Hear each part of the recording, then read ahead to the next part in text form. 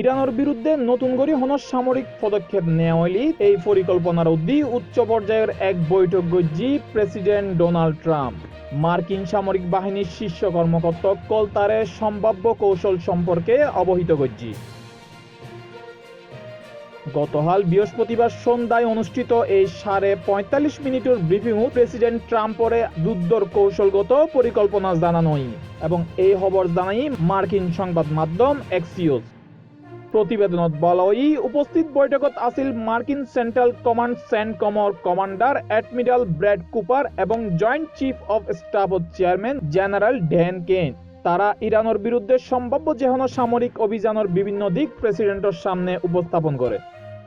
সংশ্লিষ্ট কর্মকর্তাসকলৰ বরাতত এক্সিওস আরও জানায়, ইরান সংকটত পরবর্তী পদক্ষেপ ঠিক করি বেল্লাই এখন বিশ্লেষণ চালাত ট্রাম্প প্রশাসন। এই প্রেক্ষাপটে সম্ভাবনা থাকুন হামলার কৌশলী কিনুরে ভিত্তি করে সামরিক পরিকল্পনার হালনাগাদ প্রতিবেদন তৈরি করা হয়। International desk, C+ TV।